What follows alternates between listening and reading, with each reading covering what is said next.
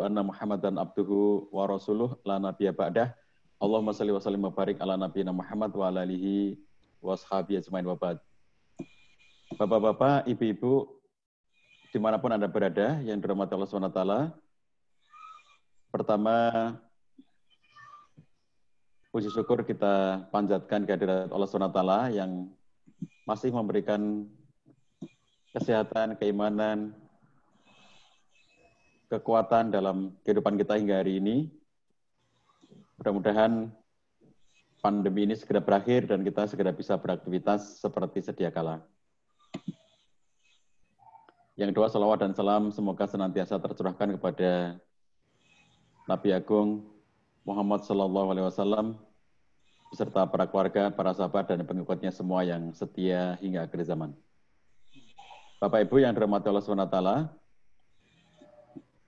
berbahagia sekali saya bisa hadir silaturahim bersama dengan teman-teman dari Akademi Pernikahan, juga bersama dengan Bapak Ibu sekalian, dimanapun sekarang Anda sedang berada.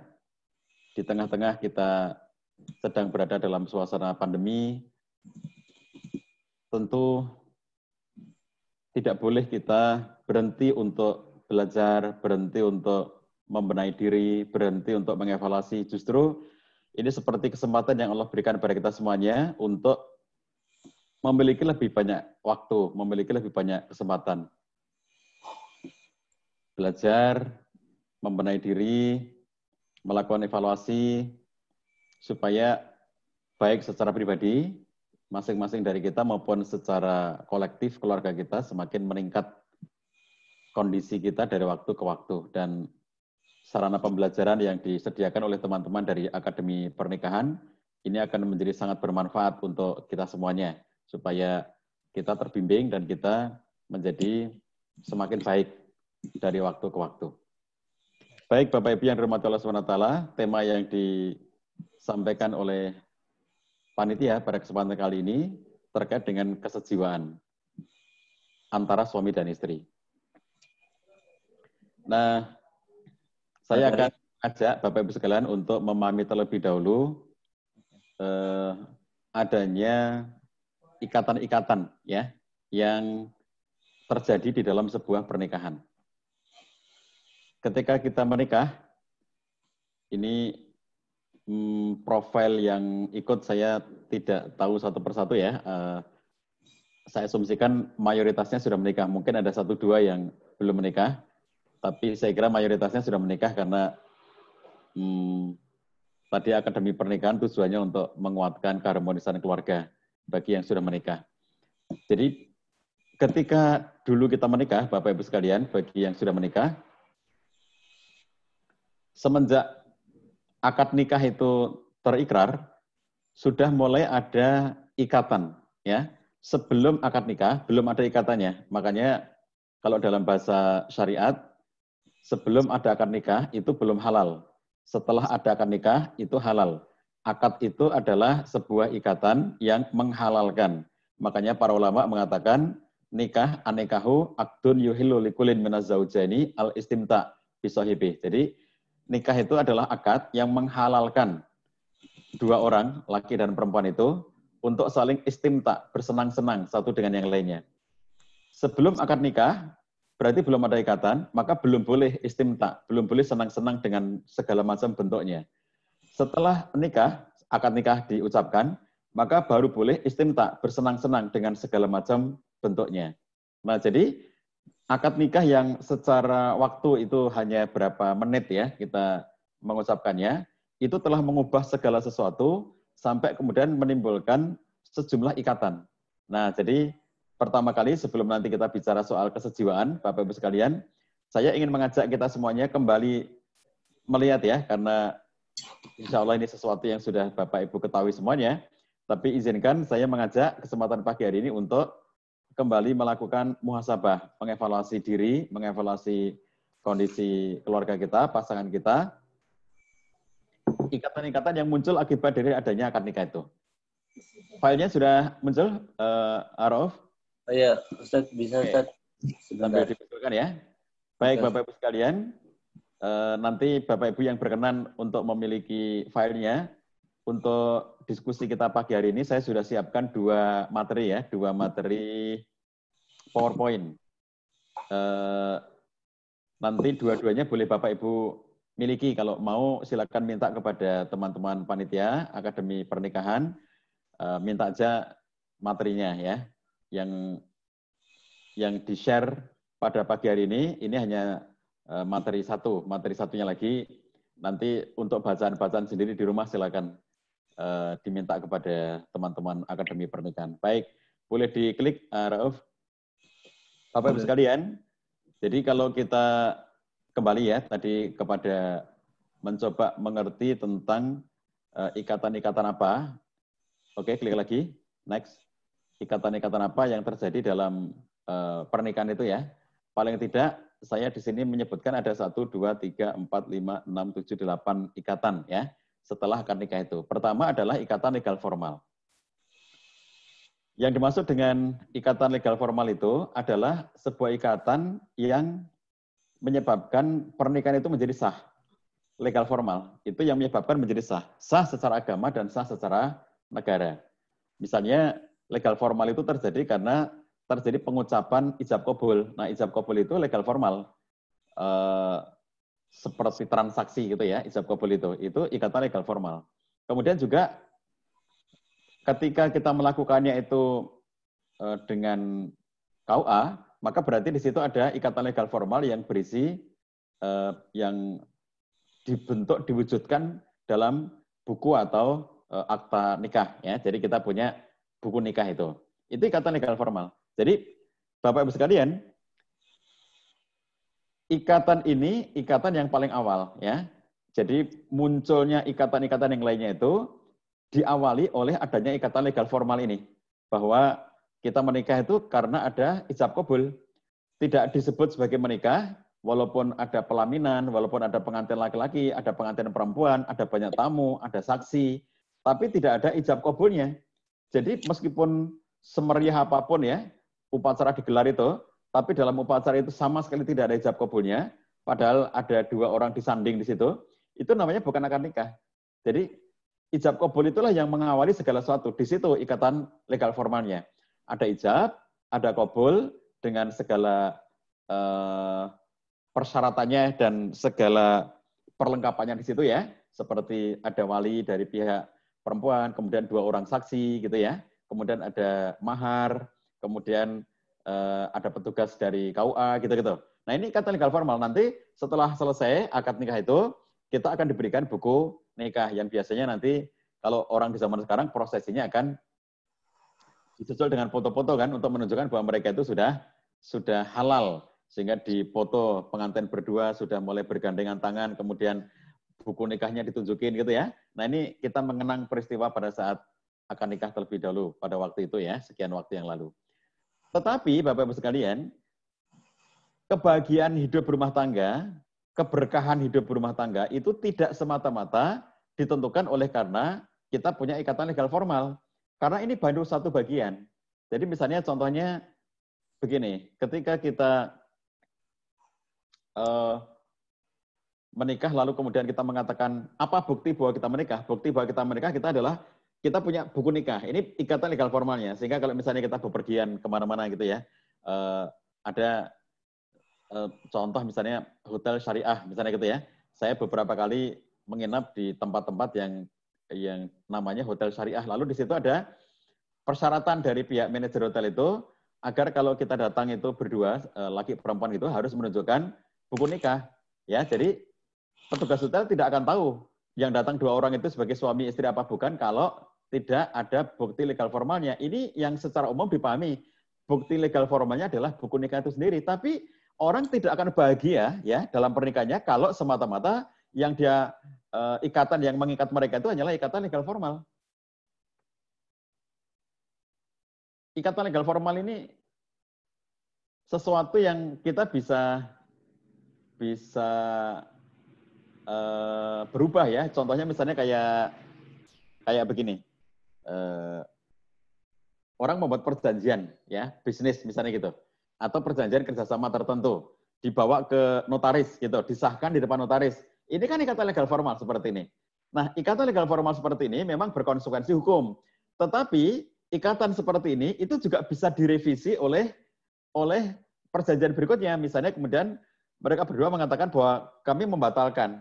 Jadi begitu membatalkan, dia datang lagi ke kantor notaris, kemudian membatalkan bahwa perjanjian ini tidak lagi berlaku. Sama dengan ikatan dalam pernikahan juga seperti itu. Begitu bertumpu hanya kepada ikatan legal formal, maka corak hubungan di antara mereka itu juga hanya hubungan yang bercorak legal formal doang. Ini yang kemudian membentuk istilah suami dan istri. Jadi legal formal ini ya yang membentuk istilah suami dan istri. Setelah legal formal, akad nikah disebut oleh Allah SWT sebagai misakon ghalidho, maka kemudian laki-laki menjadi suami, perempuan menjadi istri. Nah, istilah suami dan istri itu adalah istilah legal formal dalam sebuah pernikahan. Jadi sesaat sebelum menikah, saya belum suami.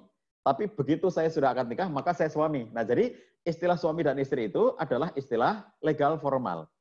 Makanya, Bapak Ibu sekalian, kalau sepanjang kehidupan pernikahan, kita itu hanya mendasarkan diri pada pernyataan bahwa kita adalah suami dan istri, itu semata-mata untuk menyatakan legal formalnya ikatan di antara kita. Semata-mata itu. Jadi, orang tidak akan bahagia hanya semata-mata bahwa dia menjadi suami dan seseorang menjadi istri. Karena itu hanya ikatan legal formal. Yang lebih kuat, ya, ikatan yang lebih fundament, itu adalah ikatan yang bercorak visi dan motivasi. Jadi, untuk apa kita menikah? Ya, itu jawaban dari untuk apa kita menikah itu ada jawaban yang sifatnya visi, ada jawaban yang sifatnya motivasi. Motivasi itu niat yang menggerakkan kita. Untuk apa? Niatan apa yang membuat kita itu menikah? Nah, kalau niatnya kita membangun pernikahan itu adalah untuk ibadah kepada Allah SWT, sebagaimana firman-Nya wa ma khalaqtul jinna wal insa illa liya'budun, maka semua yang kita lakukan adalah dalam konteks pernikahan, dalam konteks ibadah kepada Allah SWT, termasuk di dalamnya adalah pernikahan. Sebagaimana juga pernyataan Allah SWT, firman-Nya wa ma umiru illa liya'budullaha mukhlishina lahuddin. Seluruh yang Allah perintahkan pada kita itu pada dasarnya adalah untuk memurnikan ketaatan kepada Allah SWT. Mukhlishina lahuddin. Agar kemudian semua yang kita lakukan itu dalam kehidupan kita sehari-hari itu adalah untuk memurnikan ketaatan kita pada Allah SWT. Sebagaimana janji kita kepada Allah SWT, inna sholati wa nusuki wa mahyaya wa mamati lillahi rabbil alamin. Semua yang kita lakukan, sholatku, wa nusuki, perjuanganku, wa mahyaya, hidupku, wa mamati, dan kematianku, semuanya.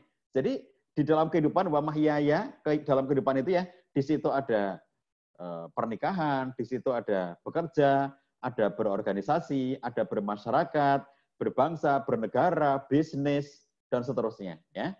Jadi itu seluruhnya adalah lillahi rabbil alamin. Di sini motivasi yang kuat adalah ketika seorang laki-laki dan seorang perempuan itu sama-sama mendasarkan dirinya kepada tujuan untuk melakukan ibadah kepada Allah SWT dan memurnikan ketaatan hanya kepada Allah SWT. Nah, Bapak Ibu sekalian yang dirahmati Allah SWT, ini menjadi penting bagi kita semuanya, karena kalau tidak memiliki kesamaan motivasi seperti ini, nanti akan mudah goyah keluarganya itu ya. Emang tujuan kamu untuk apa? Kalau tujuannya memang untuk ibadah, maka kita kemudian menjadi sadar bahwa ibadah itu tidak selalu semuanya terkait dengan hal-hal yang menyenangkan nafsu kita, gitu ya. Kalau orang menikah, itu kadang-kadang berpikir, oh nikah itu menyenangkan gitu. Tapi menyenangkan apa? Menyenangkan jiwa, ataukah semata-mata menyenangkan nafsu gitu. Jadi kalau menyenangkan nafsu, menikah itu bukan hanya soal menyenangkan nafsu ya. Jadi kayak misalnya kita ibadah, coba perhatikan pada saat kita berpuasa itu ya. Puasa itu kalau kita niatkan dengan ikhlas karena Allah SWT, membahagiakan jiwa kita. Tapi kalau kita lihat puasa itu sebagai bagian dari, kita lihat misalnya seperti apa nafsunya manusia di hadapan para puasa itu, maka antara puasa dengan nafsunya manusia itu berkebalikan. Contoh misalnya gini, ketika kita berpuasa, kita dituntunkan untuk sahur, ya sahabat sekalian. Sahur itu kita harus bangun pada waktu yang nafsu kita justru menghendaki kita untuk tidur. Lalu kemudian kita disuruh makan, di mana nafsu kita pada waktu itu bukan nafsu makan. Jadi jam-jam kita bangun sahur itu adalah nafsu untuk tidur, ya. Tidak enak makan pada jam itu, nggak enak. Jadi ibadah puasa itu adalah contoh bagaimana kita menjalankan ketaatan, di mana di dalam ketaatan itu ada sesuatu yang tidak selalu sesuai dengan maunya nafsu kita. Nah, kalau maunya nafsu kita, jam-jam segitu ya tidur gitu ya, nggak usah makan. Makan itu nanti kalau sudah enak, jamnya sudah jam yang agak siangan gitu ya, jam-jam 7 kita makan sarapan pagi, ada kopi, ada teh, ada makanan-makanan ringan gitu, itu menyenangkan jam-jam itu.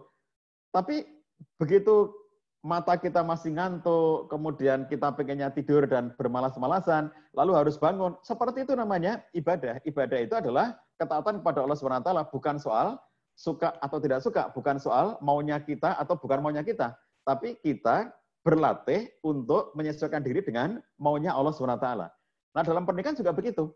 Jangan membayangkan bahwa dalam pernikahan itu isinya adalah semua hal yang menyenangkan nafsu kita. Puasa itu, kalau kemudian kita benar dalam motivasinya, itu akan menggembirakan jiwa kita. Jiwa kita akan menjadi jiwa yang bertakwa, dan oleh karena itu kita akan mengalami kebahagiaan sebagai orang yang bertakwa. Tapi kalau kita lihat dalam konteks nafsu kita, itu jelas puasa itu bukan sesuatu yang menyenangkan nafsu, gitu ya. Jadi oleh karena itu, pahami juga dalam konteks pernikahan. Kalau menikah itu kita hanya meletakkan dalam konteks menyenangkan nafsu kita harus memahami bahwa dalam hidup pernikahan, tidak seluruh hal itu nanti bisa menyenangkan nafsu kita. Kenapa? Karena ketemu dengan seseorang, pasangan yang ternyata tidak sesuai harapan.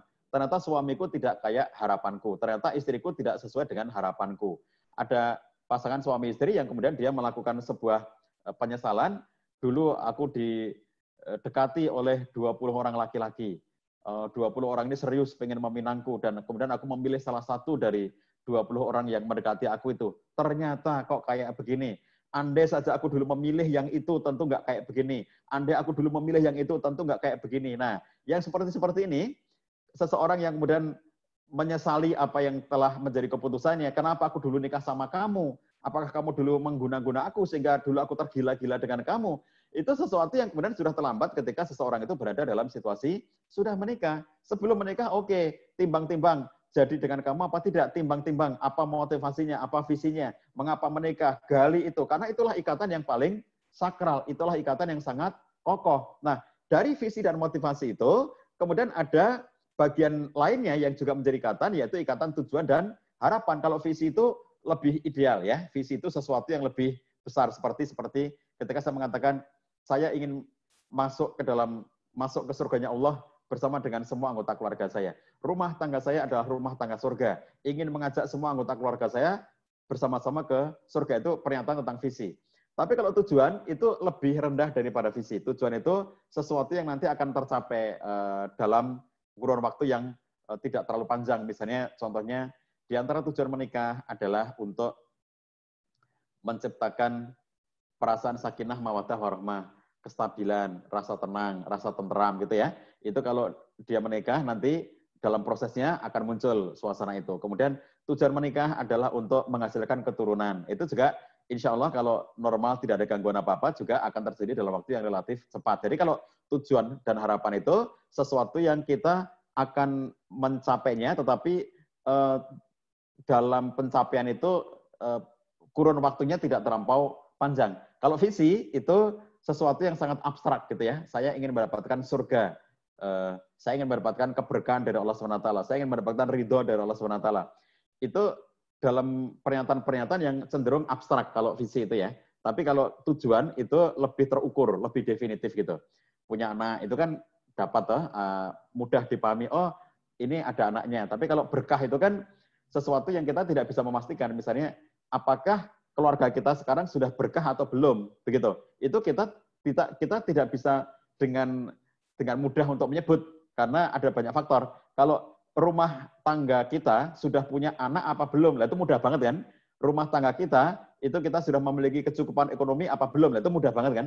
Tapi kalau rumah tangga kita ini sudah berkah apa belum? Lah itu tidak cukup gampang. Kita harus melihat dari berbagai macam sisinya. Nah, ini yang namanya ikatan tujuan dan harapan. Mengapa kita menikah? Karena kita punya tujuan-tujuan yang sama untuk kita capai.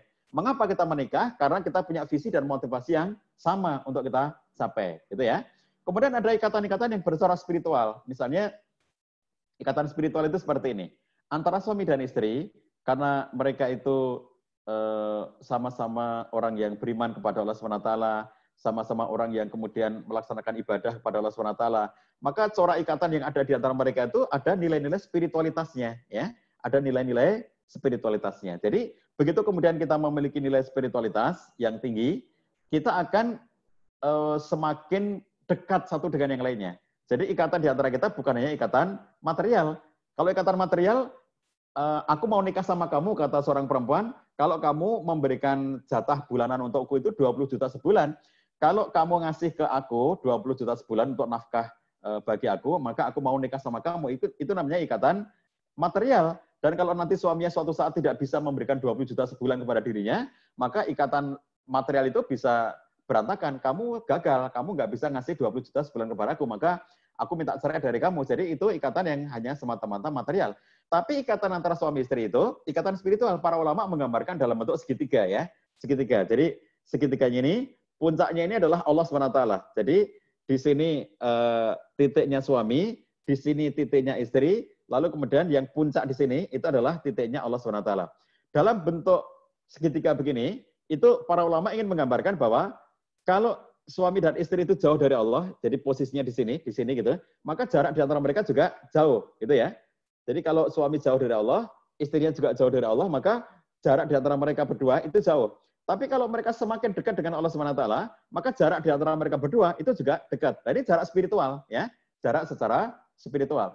Semakin jauh mereka dari Allah SWT, misalnya tidak taat kepada Allah, banyak melakukan pelanggaran, banyak melakukan kemaksiatan, makin jauh. Suami yang hobi menyeleweng, istri yang hobi selingkuh, itu mesti jauh antara mereka berdua itu, antara suami dan istri, itu mesti akan saling jauh satu dengan yang lainnya. Tapi kalau suami yang taat kepada Allah, yang dekat pada Allah, istri yang taat kepada Allah, dekat pada Allah, maka posisi antara mereka berdua itu juga semakin dekat satu dengan lainnya. Itu namanya ikatan spiritual. Lalu ada ikatan emosional. Ikatan emosional itu suasana kedekatan emosional, ya, kedekatan. Merasa nyaman, kalau dalam bahasa lainnya itu sering disebut sebagai intimasi dan juga disebut sebagai passion. Ini bahasanya Sternberg. Robert Sternberg mengatakan ikatan di antara ikatan cinta antara suami istri itu ada passion. Passion itu gairah, dan intimasi. Intimasi itu kedekatan emosional. Jadi ini yang biasanya hilang pada mereka-mereka yang melakukan perselingkuhan. Jadi ketika kedekatan emosional itu hilang, kemudian juga ikatan spiritual mereka itu hilang, ini yang akan memudahkan pasangan suami istri itu melakukan penyimpangan. Jadi seorang suami yang selingkuh itu sedang kehilangan kedekatan emosional dengan pasangannya. Seorang istri yang selingkuh itu sedang kehilangan kedekatan emosional dengan suaminya. Makanya memudahkan diri mereka untuk selingkuh karena dia menemukan kedekatan emosional dengan orang lain. Jadi seorang suami yang selingkuh itu sedang hilang kedekatan emosionalnya dengan istri, lalu si suami ini menemukan kedekatan emosional dengan orang lain di luar sana. Seorang istri yang selingkuh, itu di saat itu dia sedang kehilangan kedekatan emosional dengan suaminya, lalu di luar sana dia menemukan kedekatan emosional dengan laki-laki lain, gitu ya. Nah, maka ada ikatan emosional di antara kita. Ada ikatan cinta dan kasih sayang. Bapak Ibu sekalian, ini yang sering saya katakan, kalau nikah itu ikatan hanya semata-mata cinta, ya, dan kasih sayang, maka ini ikatan yang sangat lemah. Ikatan yang sangat lemah. Jadi misalnya seorang laki-laki mengatakan, aku mencintai kamu, gitu ya, maka aku mau menikahi kamu. Seorang perempuan mengatakan, aku mencintai kamu, dan aku mau nikah dengan kamu. Jadi kalau ikatan di antara mereka itu hanyalah ikatan cinta, kasih, maka ini ikatan selemah-lemahnya ikatan. Ya. Selemah-lemahnya ikatan antara suami dan istri adalah ikatan cinta dan kasih sayang. Jadi jangan dikatakan dia sebagai sekuat-kuatnya ikatan. Enggak, dia selemah-lemahnya ikatan. Sekuat-kuatnya ikatan itu adalah ikatan niatan kita, motivasi kita, visi kita untuk bersama-sama menuju kepada ridho dan keberkahan untuk menuju kepada surganya Allah SWT. Itu sekuat-kuatnya ikatan. Selemah-lemahnya ikatan adalah cinta ketika orang meletakkan cinta sebagai bagian dari perasaan. Ya, sebagai bagian dari perasaan. Perasaanku sangat mencintaimu. Jadi ketika cinta diletakkan sebagai sebuah perasaan, maka dia mudah hilang, menguap. Kenapa? Karena hanya perasaan. Jadi kalau cinta itu hanya perasaan, maka dia cepat banget hilangnya. Itulah yang bisa menjelaskan fenomena mengapa banyak sekali pengantin yang umurnya baru berapa bulan atau berapa tahun sudah bubar, sudah bercerai. Karena dulunya mereka mengatakan, aku sangat mencintaimu, aku tergila-gila kepadamu, tapi begitu kemudian rasa itu sudah hilang, cepat habis karena hanya perasaan, maka akhirnya mereka sudah tidak punya lagi rasa cinta itu. Bagi orang yang beriman, kalaupun misalnya suatu ketika suami istri itu kehilangan cinta, mereka masih punya visi yang sama, masih punya motivasi yang sama, mereka masih punya tujuan yang sama, mereka masih punya harapan yang sama, mereka terikat dengan ikatan spiritual di antara mereka. Jadi kalaupun sedang tidak ada cinta dan kasih di antara mereka, itu tidak masalah keluarga ini. Karena ada banyak ikatan-ikatan yang lainnya. Ya. Jadi Bapak Ibu sekalian, kalau di luar sana, begitu mereka merasa, aku nggak cinta lagi sama kamu, udah aku cerai aja, karena aku nggak cinta lagi sama kamu. Berarti ikatan mereka itu hanya ikatan cinta kasih. Padahal itu adalah selemah-lemahnya ikatan di antara suami dan istri. Nah, jadi untuk memahami ini semuanya ya, nanti Bapak Ibu sekalian, jangan mengatakan bahwa cinta itu adalah perasaan. Ya. Cinta itu kalau diletakkan sebagai perasaan, maka hari ini datang, nanti siang sudah pergi gitu ya. Malamnya datang, besok pagi sudah pergi gitu. Karena perasaan aktif gitu.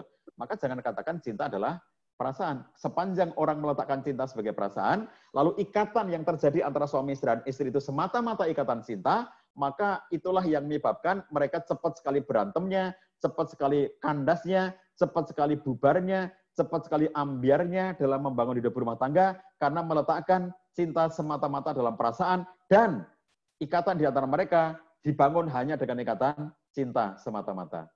Maka ketika seorang laki-laki datang kepada Imam Hasan Al-Basri dan menanyakan, aku punya anak perempuan dan banyak laki-laki yang datang meminangnya, dengan siapa sebaiknya aku nikahkan anak perempuanku itu? Maka Imam Hasan Al-Basri mengatakan, nikahkan dia dengan laki-laki yang bertakwa kepada Allah SWT. Karena kalau dia itu, laki-laki bertakwa itu dia mencintai anakmu, anak perempuanmu, maka dia pasti memuliakannya. Tapi kalau laki-laki tadi itu enggak mencintai anak perempuanmu, maka dia tidak akan menzaliminya, tidak akan mentelantarkannya, tidak akan menyia-nyiakannya. Itulah orang yang bertakwa. Jadi di situ ada terkandung jawaban, kalau mencintai dan kalau tidak mencintai. Artinya apa? Nikah itu tidak selalu berada dalam situasi saling mencintai satu dengan yang lainnya. Karena cinta bersifat fluktuatif. Ada kalanya sangat cinta antara suami dan istri, dan ada kalanya cinta itu hilang. Nah, ketika cinta itu hilang, kalau Anda tidak punya ikatan-ikatan yang lainnya, bubar pernikahan itu.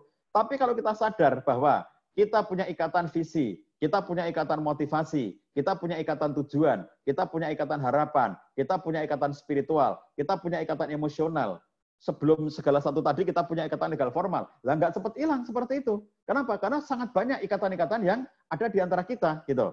Kemudian ada juga ikatan rekreasional, dalam artian senang-senang tadi ya, dalam bahasa fikihnya istimta. Jadi ikatan-ikatan rekreasional antara suami dan istri dihalalkan untuk saling bersenang-senang, yang kalau itu bukan suami istri maka tidak dihalalkan. Haram kalau bukan suami istri, tapi halal kalau suami istri, itu namanya ikatan rekreasional, bersenang-senang.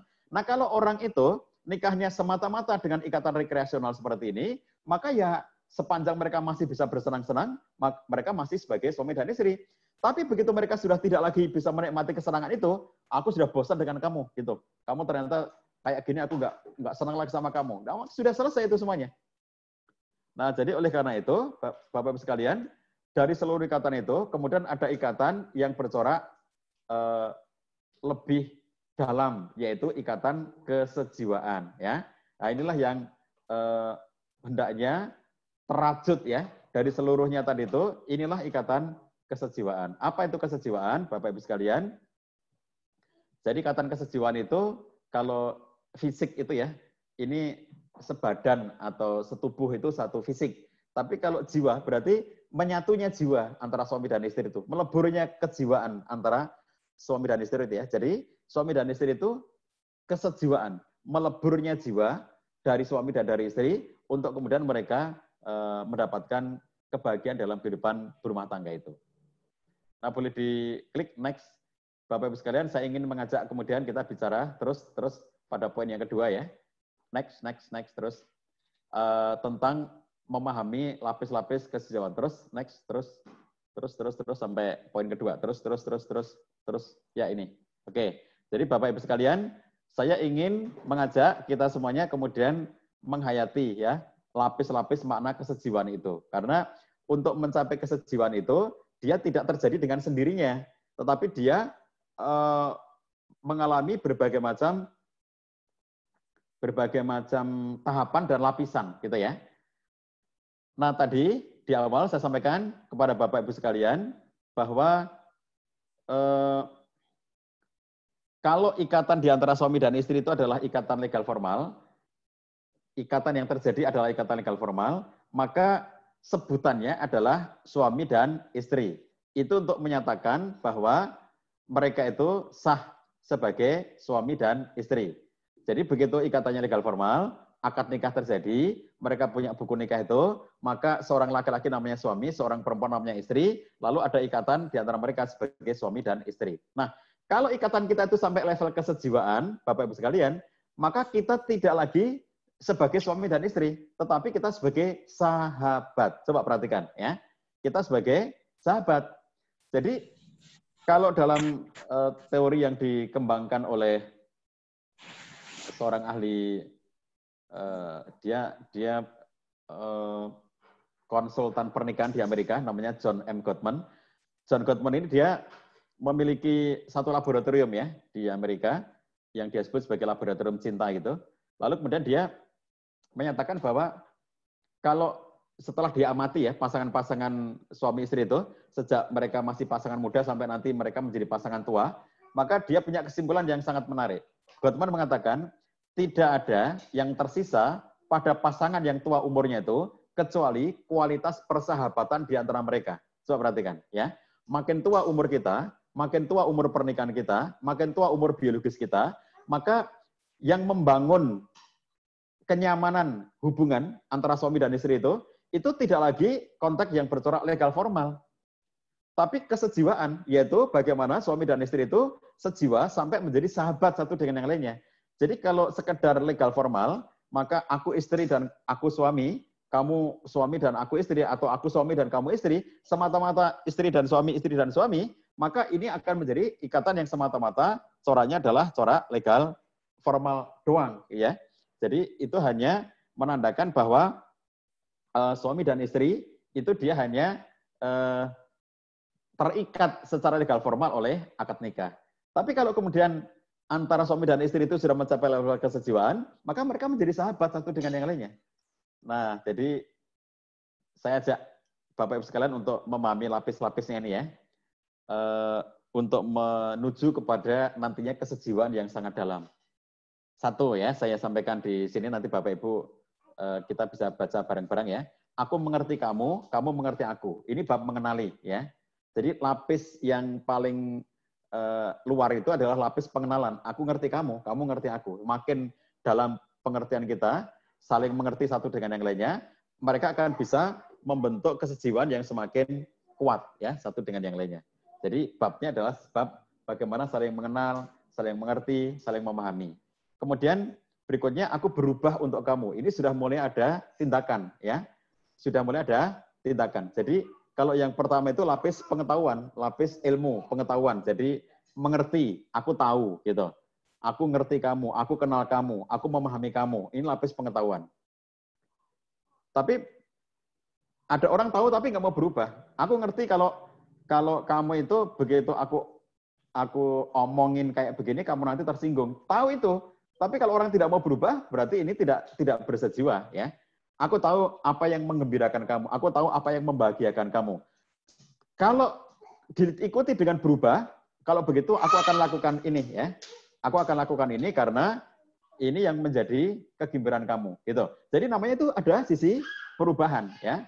Kalau kita itu tidak mau berubah, saya tahu bahwa ini sesuatu yang disukai oleh pasangan saya, tapi saya nggak mau melakukan tindakan itu berarti nggak bisa sejiwa. Jadi sejiwa itu artinya aku tahu kamu dan aku mau berubah untuk kamu. Kamu pun berubah untuk aku. Kamu tahu apa yang aku sukai, aku tahu apa yang kamu sukai. Kamu tahu apa yang tidak aku sukai, kamu juga tahu apa yang tidak aku sukai. Lalu berikutnya, aku menerima pengaruhmu dan kamu menerima pengaruhku. Jadi suami istri itu, Bapak Ibu kebayang nggak kalau antara suami dan istri itu tidak mau saling menerima pengaruh satu dengan yang lainnya. Misalnya suami menolak pengaruh istri, istri menolak pengaruh suami. Kalau yang seperti itu yang terjadi, maka ini akan menyebabkan suami dan istri itu akan konflik setiap hari. Kenapa? Karena tidak mau menerima pengaruh pasangannya, ya. Jadi begitu kemudian kita mau menerima pengaruh pasangan, ini akan menyebabkan kita bisa menjadi seseorang yang yang bisa nyaman dalam interaksi sehari-hari kita, gitu ya. Jadi terima pengaruh. Contohnya apa terima pengaruh itu? Misalnya gini, suami dan istri sebelum mereka menikah itu punya pola hidup yang berbeda, gaya hidup yang berbeda, standar hidup yang berbeda.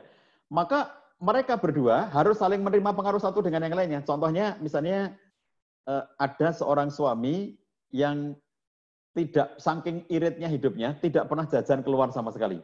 Lalu ada seorang perempuan yang sebelum menikah, dia tuh kalau makan jajan terus gitu ya, dia nggak pernah masak. Jadi ini sama-sama kos misalnya dulunya sebelum nikah. Yang laki-laki kuliah, perempuan kuliah di kampus yang berbeda, lalu masing-masing itu kos sebagai anak kos. Yang si laki ini karena dari keluarga yang tidak mampu terbentuk menjadi seorang anak yang dia sangat irit gitu ya. Lalu dia masak sendiri. Jadi dia masak nasi sendiri, dia masak sayur sendiri gitu di kos-kosannya itu, nggak pernah jajan sama sekali. Nah, sementara istrinya itu jajan terus gitu ya, nggak pernah masak sama sekali. Coba, ini membentuk pola hidup yang berbeda. Maka begitu mereka menikah, harus saling mau menerima pengaruh pasangan. Jadi kalau kemudian suaminya itu menerapkan standarnya, nggak mau jajan keluar gitu ya, itu nanti menyiksa istrinya. Karena jajan keluar itu menjadi sesuatu yang menyenangkan bagi istrinya. Sebagaimana kalau kemudian istrinya jajan terus-menerus keluar dan tidak mau masak sendiri, juga menyiksa suaminya. Jadi ini sesuatu yang kemudian kita harus saling menerima pengaruh pasangannya. Ada suami yang pola tidurnya malam-malam, biasanya karena dia suka begadang karena ngerjakan sesuatu gitu ya, dia tidurnya di atas jam 12, nanti tidur baru jam 1, jam 2 baru tidur gitu. Sementara misalnya ada perempuan yang dia itu tidurnya itu baru setelah azan Isya, itu langsung tidur kemudian. Jadi oleh karena itu, kalau kita lihat yang satunya tidur awal, satunya tidur larut. Ini juga harus saling menerima pengaruhnya, ketemu titik di mana. Harus mau berubah, harus mau menerima pengaruh pasangan. Selera makan, yang satunya selera ala kampung, yang satunya selera ala Eropa gitu ya. Yang si laki-laki ini sama sekali nggak suka dengan misalnya kayak makanan-makanan barat ya, pizza, salad gitu, nggak suka gitu. Sementara istrinya, si cewek ini senangnya dengan makanan-makanan ala Eropa. Ini kan juga harus saling menerima pengaruh. Masing-masing berubah, masing-masing menerima pengaruh pasangan. Oke, kemudian level berikutnya, aku menerima kelebihan dan kekuranganmu, dan kamu pun menerima kelebihan dan kekuranganku. Menikah itu, Bapak-Ibu sekalian, adalah bab menerima kondisi yang ada pada pasangan kita yang belum kita ketahui sebelum kita menikah dulu. Sebelum kita menikah, kita belum banyak ngerti tentang dirinya. Setelah menikah, kita akan menemukan ada hal-hal yang ternyata dia tidak sesuai dengan, atau kita belum tahu sebelumnya, oh ternyata dia kayak begitu ya, oh ternyata sifatnya begini, oh ternyata karakternya begini, sesuatu yang dulunya kita tidak tahu. Nah, oleh karena itu, menikah itu artinya aku menerima kelebihan dan kekuranganmu, sebagaimana engkau menerima kelebihan dan kekuranganku. Yang diterima bukan hanya kekurangannya, tapi juga kelebihannya, termasuk kelebihan berat badan, gitu ya. Kemudian aku menghormati kamu, dan kamu menghormati aku. Jadi, kalau kita lihat dalam kehidupan sehari-hari, saling menghormati. Seorang laki-laki itu dikatakan siapakah laki-laki yang paling baik, adalah laki-laki yang paling pandai memuliakan istrinya. Siapakah istri yang paling baik? Adalah istri yang paling pandai memuliakan suaminya. Lihat hadis-hadis Nabi SAW. Nabi SAW mengatakan bagi kaum laki-laki, khairukum khairukum li ahlihi, wa ana khairukum li ahli. Yang paling baik di antara kalian adalah yang paling baik sikapnya kepada istrinya. Dalam hadis yang lainnya, khiyarukum khiyarukum li nisaihim. Yang terpilih di antara kalian adalah yang paling baik sikapnya kepada istrinya. Jadi siapa suami yang paling baik? Adalah suami yang paling pandai memuliakan istrinya. Siapakah istri yang paling baik? Adalah istri yang paling pandai memuliakan suaminya. Yang dikatakan oleh Nabi SAW kepada bibinya Al-Meson ya pada waktu itu, fanduri aina antiminhu fa inama huwa jannatuki wa naruki. Jadi pesan Nabi SAW kepada kaum perempuan, perhatikan bagaimana posisi kamu di depan suami kamu. Karena suami kamu itu fa innama huwa jannatuki wa naruki. Karena sesungguhnya suami kamu itu adalah surgamu dan nerakamu. Artinya, semakin pandai kamu memuliakan dan menghormati suami kamu, semakin mulia posisi dirimu. Jadi, lapis berikutnya itu bagaimana saling menghormati satu dengan yang lainnya. Kemudian saling menjaga. Aku menjaga kamu, kamu menjaga aku. Suami dan istri itu saling menjaga satu dengan yang lainnya. Ini yang namanya sejiwa. Kalau tidak sejiwa, dicuekin. Istrinya melakukan hal yang tidak benar dicuekin, suaminya melakukan yang tidak benar dicuekin. Ya terserah lu lah, lu maunya apa terserah lu lah. Lu sudah dewasa, gue juga sudah dewasa, gue mau apa terserah gue, lu mau apa terserah lu. Ini sesuatu yang kemudian dia tidak saling menjaga satu dengan yang lainnya. Next, klik lagi. Kemudian juga begitu kita sudah sampai level menjadi soulmate ya, aku belahan jiwamu, kamu belahan jiwaku. Jadi belahan jiwa itu bab aku bukan saja aku mau hidup dengan kamu, bukan saja begitu ya, tapi aku jadi nggak bisa hidup tanpa kamu karena belahan jiwa. Jadi karena belahan jiwa maka suami dan istri itu menjadi aku nggak bisa meneruskan hidup ini tanpa kamu, begitu. Itu kalau sudah mencapai kesejiwaan itu masing-masing merasakan diri sebagai soulmate.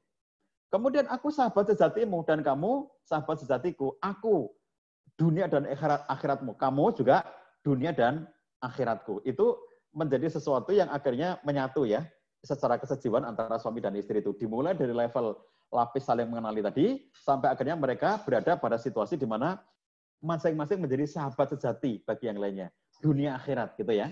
Nah, nanti kalau sudah sampai level ini, Bapak Ibu sekalian, walaupun kita sudah berumur tua, jadi kakek-kakek, nenek-nenek, umurnya sudah tua gitu ya, aku sahabat sejatimu, kamu sahabat sejatiku.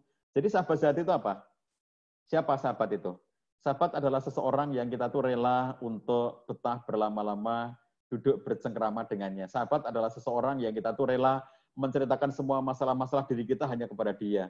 Sahabat adalah seseorang di mana kita itu rela membuka aib kita di depan dia. Dan seseorang yang kita itu selalu betah berlama-lama dengannya, berkegiatan dengannya dengan asyik, dan seseorang yang selalu ada ketika kita memerlukannya. Gitu ya Bapak-Ibu sekalian.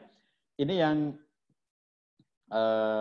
sebagai pengantar pada kesempatan pagi hari ini, saya kira kalau masih ada waktu kita bisa gunakan untuk diskusi saja ya. Maka silakan didiskusikan, disampaikan apa yang akan menjadi lebih fokus bagi kita. Dan kalau Bapak Ibu nanti ingin kontak saya di bagian belakang ini, next ada bisa akses ya di YouTube atau di Facebook atau di Instagram atau di Twitter gitu ya, atau di berbagai blog itu. Baik, demikian saya kembalikan pada Rauf. Saya cukupkan, nanti kita sambung dengan diskusi. Assalamualaikum warahmatullahi wabarakatuh. Waalaikumsalam warahmatullahi wabarakatuh. Syukuran Ustadz atas materi yang luar biasanya. Tafadhol, sekarang sesi tanya jawab. Bagi yang ingin bertanya bisa tulis di chat, ataupun jika ada yang ingin bertanya langsung bisa raise hand. Ya, jika ada yang ingin bertanya langsung bisa raise hand ataupun tulis di kolom chat. Terima kasih. Mungkin ini Ustadz, kalau Anda boleh nanya sedikit sambil menunggu pertanyaan dari ayah bunda lainnya. Kalau kan ada yang apa sih parameter sekufu sebelum nikah gitu, Ustaz. Misalnya ini jomblo yang nanya gini, Ustaz. Kan kadang bingung, ini udah sekufu apa belum? Terus gimana Ustaz nentuin orang yang udah sekufu atau belum sebelum menikah gitu? Oke. Ustaz. Bapak-bapak sekalian, terutama teman-teman yang masih lajang ya, jombloan maupun jomblowati. Jadi ketika berproses menuju kepada pernikahan itu, salah satu hal yang diperhatikan ya untuk menuju kepada pernikahan memang adalah bagian kufu atau kesetaraan ya, kesetaraan. Jadi kufu ini sebetulnya kalau kita lihat dalam ukuran-ukuran yang bercorak teknis, itu tidak ada kesepakatan di antara para ulama tentang seperti apa yang disebut dengan kufu secara teknis. Makanya banyak di antara para ulama kita yang kemudian menyatakan bahwa kufu itu ukuran-ukuran yang bercorak spiritual, yaitu kufu secara agama, bahwa mereka memiliki agama yang sama-sama muslim, ya, sama-sama melaksanakan ketaatan kepada Allah SWT, gitu. Ini kufu yang lebih diperhatikan. Sebab kalau kita bicara teknis, misalnya umur, apakah umur bisa menjadi ukuran kufu? Enggak bisa, karena kita lihat Nabi SAW itu semuanya ada contohnya. Jadi misalnya contoh gini, seorang laki-laki yang menikah dengan perempuan yang muda belia. Contohnya Nabi SAW dengan Aisyah. Nabi sudah berumur 50-an, sementara Aisyah berumur satu riwayat mengatakan 6 tahun, riwayat yang lainnya mengatakan 9 tahun gitu ya. Selisih berapa tahun gitu ya antara Nabi SAW dengan Aisyah itu. Jadi kalau dikatakan kufu secara umur misalnya, umur berapa? Apakah umur itu misalnya laki-laki 25, lalu perempuan 23 gitu. Itu apakah seperti itu? Rumus-rumus seperti itu tidak bisa dijadikan sebagai patokan.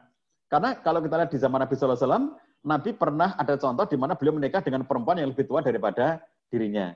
Banyak di antara istri-istri Nabi itu yang lebih tua daripada beliau. Kalau kita lihat dalam riwayat-riwayat, ya kadang-kadang kita menemukan nanti hitungannya berbeda ya, karena namanya juga periwayatan ya. Kadang-kadang kita menemukan umurnya Khadijah waktu menikah dengan Nabi itu berapa gitu.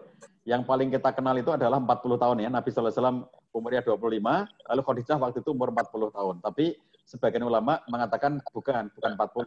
Khadijah itu kira-kira di umur 30-an. Jadi lebih tua daripada Nabi, tapi tidak sampai 15 tahun selisihnya gitu ya.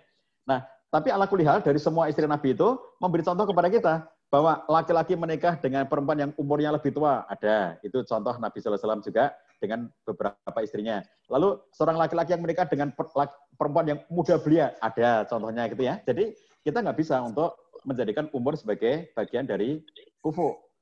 Maka kalau kita bicara umur, di Indonesia kita mengenal ada Undang-Undang Pernikahan nomor 1 tahun 1974 yang mengatur tentang umur laki-laki minimal umurnya 19, perempuan minimal umurnya 16, maka mereka boleh menikah. Jadi seandainya menggunakan patokan itu ya, 19 bagi laki-laki, 16 bagi perempuan. Apakah ini ukuran baku? Enggak juga gitu ya. Dan nanti masih ada ketentuan lagi, kalau batas umurnya dalam undang-undang itu sebetulnya adalah 21. Kalau orang sudah 21 nikah, maka langsung aja proses nikah. Tapi kalau di bawah 21, meskipun boleh menurut undang-undang karena laki-laki 19 dan perempuan 16, berarti di bawah 21, tapi butuh yang namanya surat ya, surat izin untuk menyatakan bahwa diizinkan si laki-laki dan perempuan itu menikah oleh orang tuanya. Ini ada prosedurnya. Nah, jadi kalau kita lihat apakah ada batasan usia untuk menyatakan sebagai kufu? Enggak juga. Misalnya derajat pendidikan. Apakah derajat pendidikan itu menjadi ukuran kufu? Kalau S1 harus dengan S1, S2 dengan S2, S3 dengan... Enggak juga gitu ya. Jadi kalau kita lihat secara umum, maka ukuran-ukuran yang bercorak teknis seperti ini nggak bisa dijadikan ukuran. Tetapi yang paling penting adalah bagaimana mereka memiliki kecocokan ya, sama-sama bisa saling menerima satu dengan yang lainnya. Contohnya misalnya gini, laki-laki lulusan SMA gitu ya, terus berproses menikah dengan seorang perempuan lulusan S3 ya. Jadi yang perempuannya doktor lulusan S3, laki-lakinya lulusan SMA. Apakah kita mengatakan bahwa mereka tidak sekufu? Nah, jadi ukurannya bukan pada ijazah, bukan. Tapi apakah mereka saling bisa menerima situasi itu dengan segala konsekuensinya? Misalnya konsekuensinya apa? Dampak dari istrinya itu S3, maka lingkungan pergaulannya, bahasa komunikasinya, interaksinya, dan seterusnya gitu ya, itu berbeda dengan suaminya. Yang dia lulusan SMA itu, dia tidak tahu yang namanya skripsi itu apa, tesis itu apa, disertasi itu apa, lalu bimbingan dengan dosen itu kayak apa, dia tidak tahu karena tidak pernah masuk kampus. Tidak masalah seperti itu, sepanjang mereka saling menerima bahwa ada yang berbeda di antara mereka. Sama dengan umur tadi ya, yang umur itu juga sama, umurnya berselisih jauh sekalipun gitu ya. Seorang laki-laki yang masih muda belia menikah dengan perempuan yang umurnya sudah tua. Nah, kalau mereka saling menerima, it's okay ya. Jadi ukurannya bukan bilangan umur, tapi ukurannya adalah bagaimana mereka saling bisa menerima bahwa di antara mereka ada yang berbeda seperti itu dengan segala konsekuensinya. Apa konsekuensinya? Kalau selisih umur, misalnya dalam beberapa kejadian ya di waktu-waktu sekarang ini, seorang pemuda umur 21 tahun menikah dengan seorang nenek umurnya 55 tahun. Misalnya gitu ya. Lakinya 21 tahun, istrinya 55 tahun. Bolehkah? Boleh. Apakah itu kufu apa tidak kufu? Kita nggak bisa menyimpulkan semata-mata dari bilangan umur, tetapi masing-masing harus bisa memahami dan menerima bahwa nanti dalam waktu yang sekian tahun berjalan, istrinya akan sangat cepat tuanya karena sudah 55, ditambah 5 aja sudah 60, tentu perempuan 60 tahun itu dibandingkan dengan kalau tadi si cowoknya 21 tambah 5, dia baru 26. Jadi si cowoknya baru 26 tahun, seorang pemuda yang gagah, perkasa, lalu dia istrinya itu seorang nenek umur 60 tahun. Kalau saling memahami, no problem seperti itu, ya, tidak masalah, sama sekali nggak masalah. Sepanjang mereka saling memahami dan saling bisa menerima.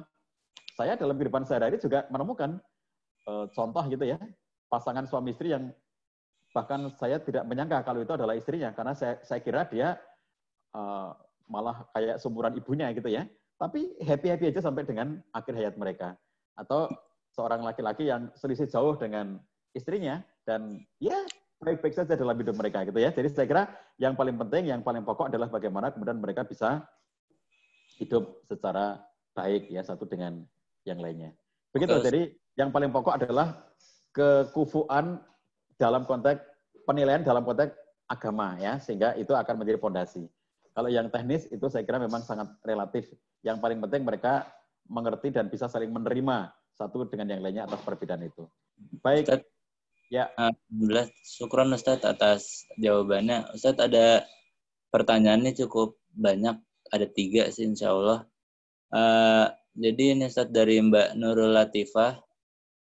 Pertanyaannya begini, sekaligus minta doa Ustadz. Mbak Nurul Latifah ini akan menikah 18 Juli mendatang. Dan pertanyaannya adalah dalam waktu singkat, jadi suaminya nanti akan pulang ke Kalimantan selama beberapa pekan. Dan itu bagaimana cara membentuk relasi kesejiwaan yang kualitas gitu Ustadz? Apakah dengan teleponan saja atau bagaimana ketika kondisinya long distance marriage gitu Ustadz, ketika LDM? Bagaimana membangun relasi yang berkualitas, terutama dalam tingkatan ikatan kesejiwaan. Itu pertanyaan pertama dulu, Ustaz. Terima kasih. Ustaz, tafadhol, Ustaz. Baik, teman-teman sekalian. Jadi kalau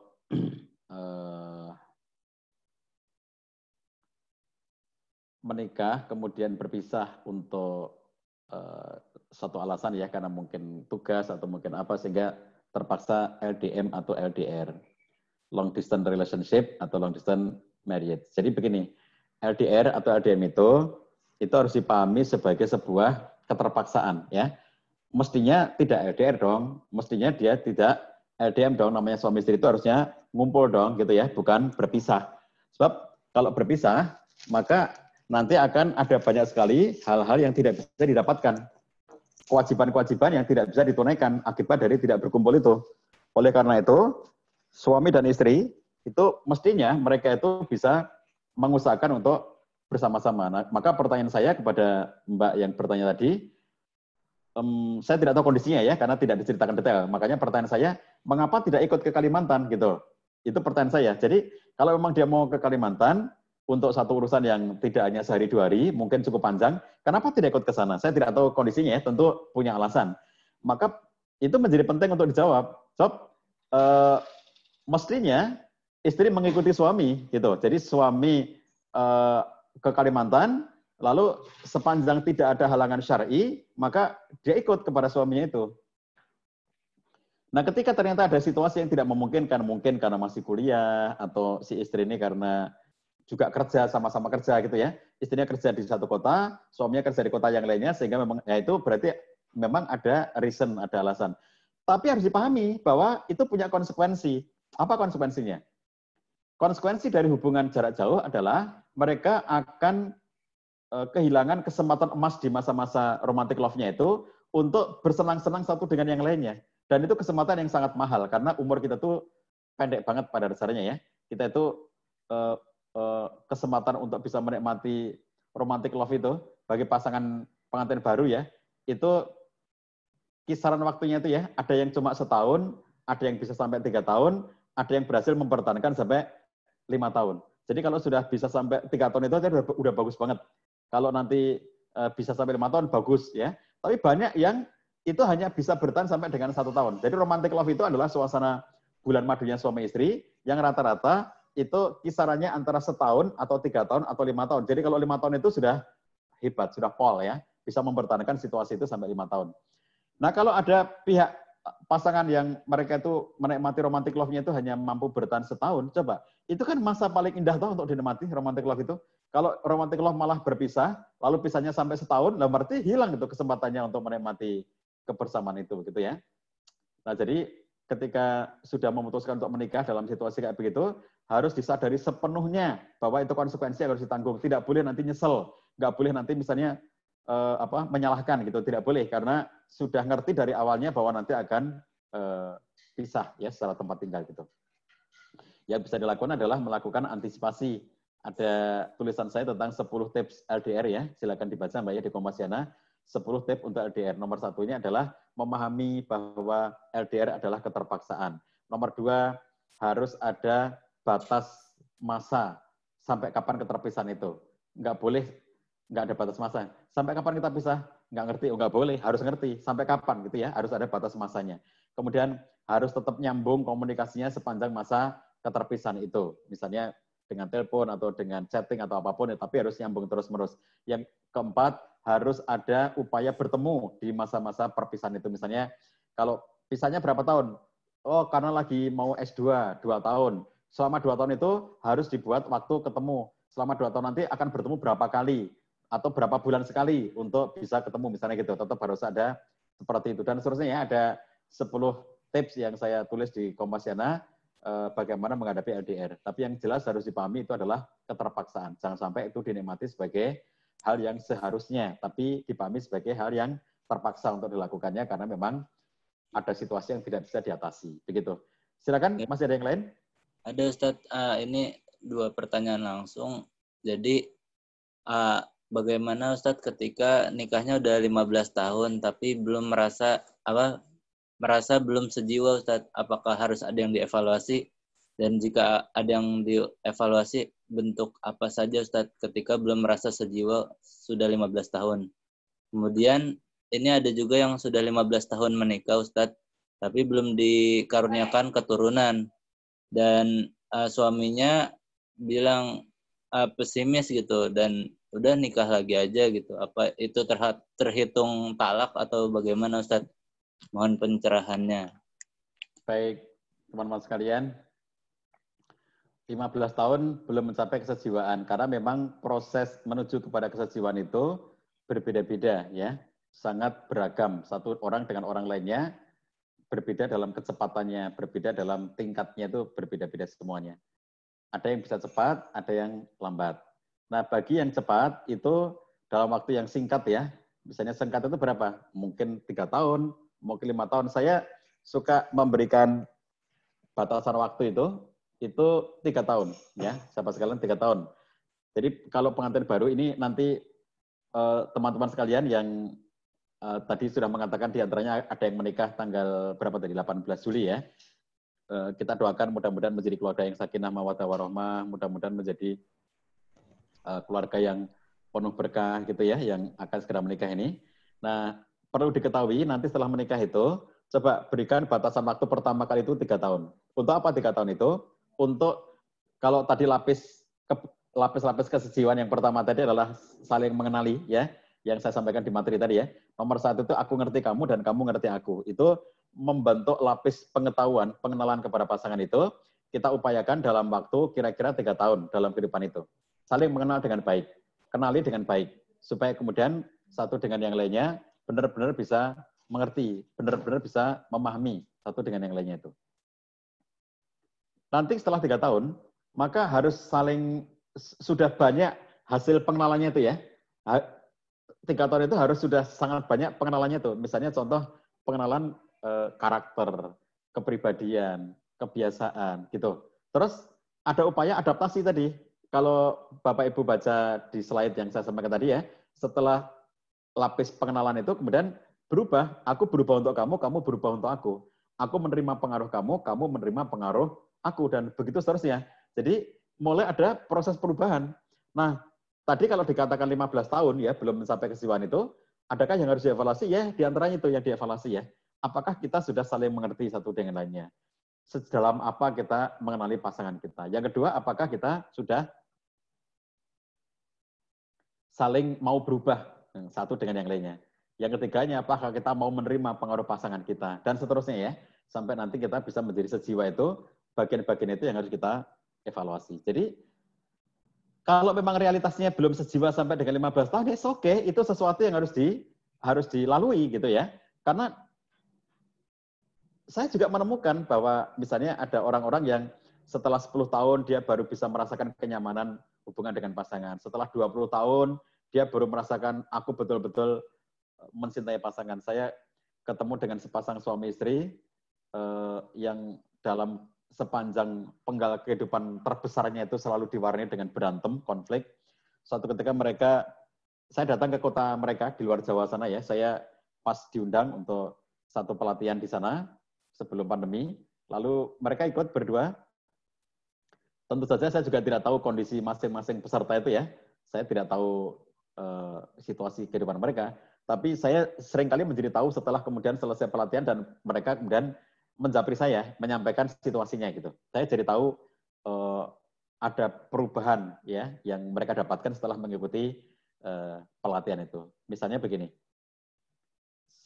satu pasang ini tadi yang saya cerita, dia menyampaikan ke saya, istrinya itu sehari setelah, jadi misalnya pelatihannya waktu itu 2 hari, Sabtu Minggu, lalu hari Senin saya sudah kembali ke Jogja dari tempat pelatihan itu, lalu saya dapat berita ya, dia ngirim chatting ke saya, istrinya itu mengatakan, terima kasih Pak Jah, ilmu yang disampaikan dari pelatihan kemarin, selama 2 hari ikut pelatihan Pak Jah, untuk pertama kalinya setelah 22 tahun kami menikah, suami saya tadi malam menyatakan permintaan maafnya kepada saya. Dia mengakui semua kesalahan kekurangan-kekurangannya. Setelah dia mendapatkan materi dari Pak Jah, dia tahu bahwa ada banyak kekurangan yang dia miliki. Lalu tadi malam dia berjanji untuk melakukan perbaikan. Dan sikapnya sejak tadi pagi sudah sangat baik. Dan saya belum pernah menjumpai suami saya sebaik ini sepanjang 22 tahun umur pernikahannya. Coba bayangkan, 22 tahun menikah. Dan dia baru mendapatkan rasa yang luar biasa ya, kayak pengantin baru lagi, kayak mendapatkan sesuatu siraman yang baru lagi. Setelah 22 tahun, dia baru merasa mendapatkan hal yang sangat nyaman gitu setelah 22 tahun. Jadi masing-masing dari kita itu bisa melewati dinamika yang berbeda-beda. Oleh karena itu, kalau terhadap situasi ini ya, saya menjawab dengan konsep jodoh. Begini, teman-teman sekalian. Jadi, jodoh itu ada 2 konsep ya. Jodoh itu ada 2 konsep. Satu, jodoh yang diusahakan, diikhtiarkan. Ini bagi sahabat-sahabat yang lajang ya. Bagi sahabat-sahabat yang jomblo, jombloan, jomblowati, sedang mengikhtiarkan jodoh. Itu konsep yang pertama. Jodoh yang dicari, jodoh yang diusahakan, jodoh yang disemogakan, jodoh yang diikhtiarkan. Terus yang kedua adalah, bagi orang yang sudah menikah, seperti saya, lalu Bapak Ibu sekalian yang sudah menikah, maka konsep jodoh itu adalah konsep jodoh yang kedua, yaitu jodoh yang dijaga.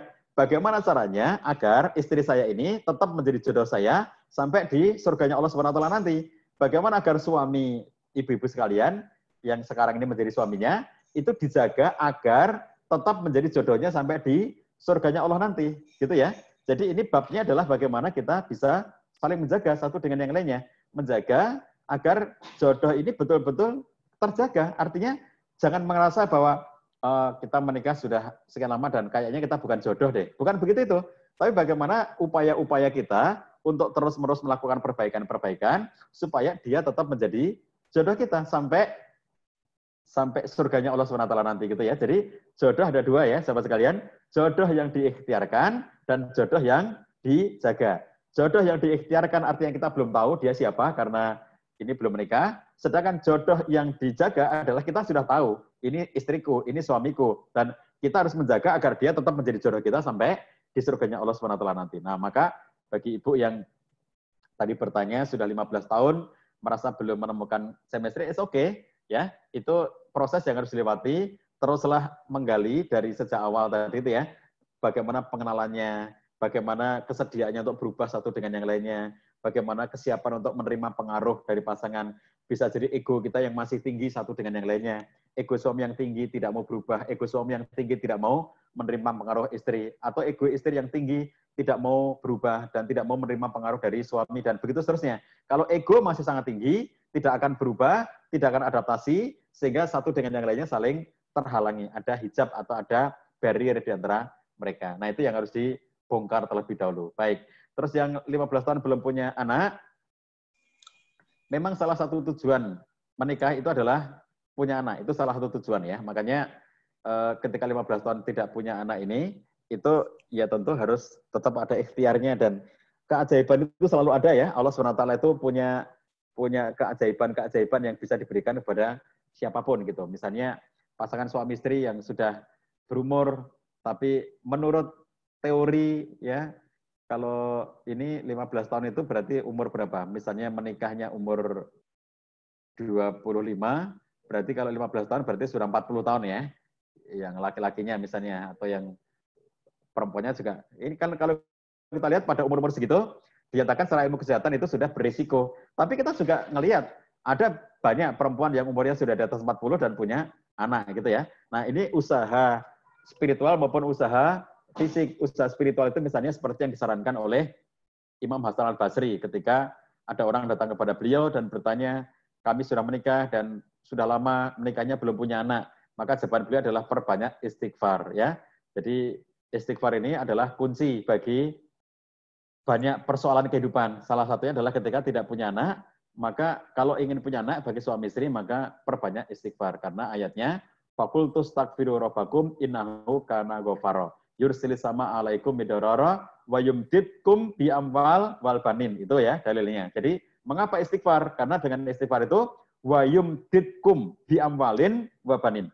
Dengan istighfar itu akan melipat gandakan amwal, harta, dan menambah anak gitu ya. Jadi istighfar itu bukan saja kita minta ampunan pada Allah, ternyata lewat istighfar Allah berikan kepada kita harta berlipat karena banyak istighfar, ya bisnis lancar karena banyak istighfar, rumah tangga sakinah mawaddah warahmah karena banyak istighfar, yang dulunya belum punya anak akhirnya jadi punya anak karena banyak istighfar. Itu rumusnya Imam Hasan al-Basri. Jadi bagi Anda yang belum punya keturunan, itu jangan putus asa karena selalu ada keajaiban dari Allah SWT. Minta kepada Allah SWT.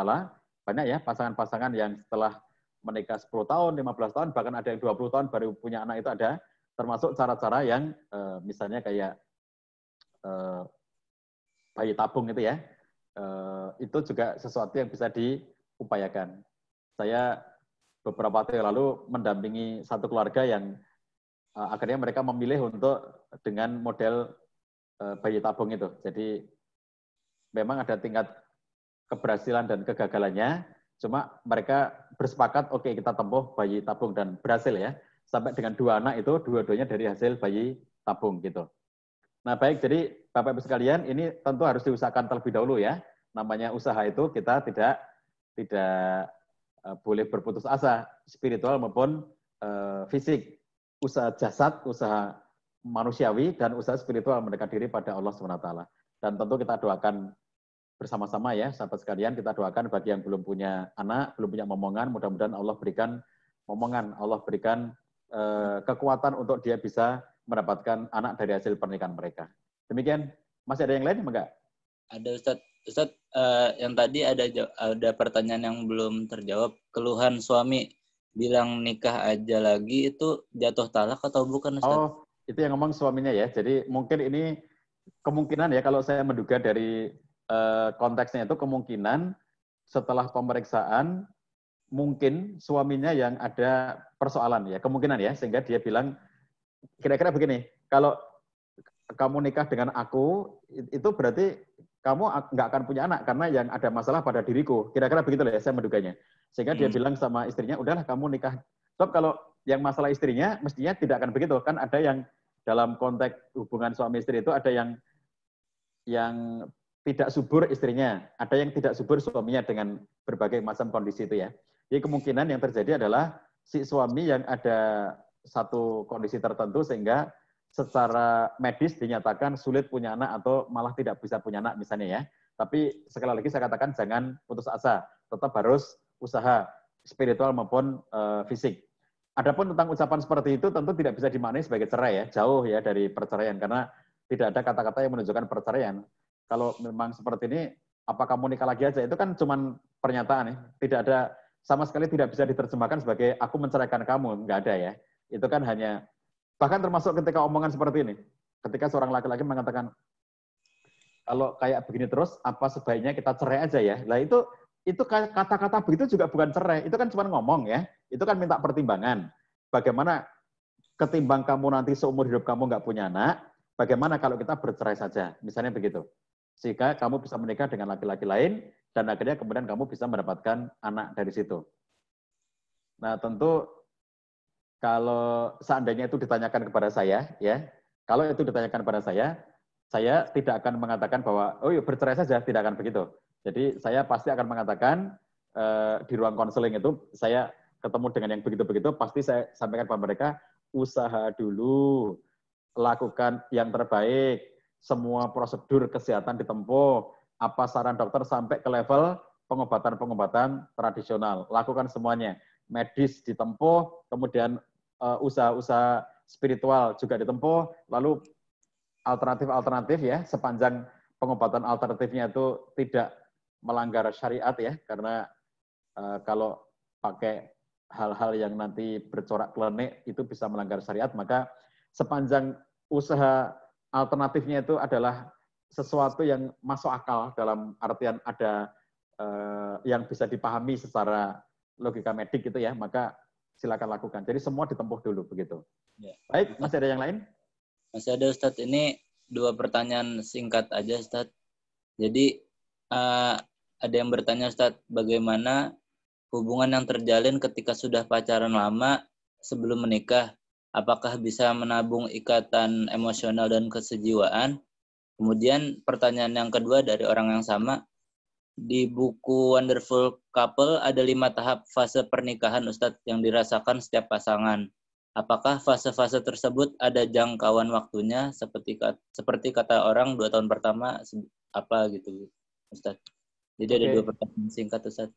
Terima kasih Ustadz. Bapak Ibu sekalian yang dirahmati Allah SWT, kalau ada di luar sana orang yang sudah menjalin hubungan lama gitu ya, apakah itu bisa sudah menabung duluan ikatan-ikatan itu. Jadi Bapak Ibu sekalian, kalau level hubungan mereka itu sampai jatuh cinta, ya misalnya orang pacaran dan pacarannya itu serius dalam artian benar-benar saling jatuh cinta satu dengan yang lainnya, maka ini mengurangi, ya, mengkredit situasi bulan madu yang nanti akan bisa mereka dapatkan setelah mereka menikah. Jadi ketika mereka menikah, itu kurang lebihnya kalau kita lihat bulan madunya itu tadi saya katakan ada yang setahun, ada yang 3 tahun, ada yang 5 tahun gitu ya. Kisarannya itu antara 1 sampai 5. Jadi kalau saya ambil tengah-tengahnya 3, ya, 3 tahun. Jadi 3 tahun ini itu waktu rata-rata orang menikmati bulan madu atau romantic love setelah menikah. Sekarang perhatikan, kalau orang pacaran, ya, terus kemudian mereka itu saling jatuh cinta selama 3 tahun, gitu. Lalu kemudian mereka menikah, maka romantic love-nya sudah hilang. Begitu nanti mereka menikah sudah nggak punya lagi namanya romantic love, itu nggak ada lagi bulan madu. Kenapa? Sudah terambil, sudah dinikmati ketika belum nikah, padahal belum halal, ya.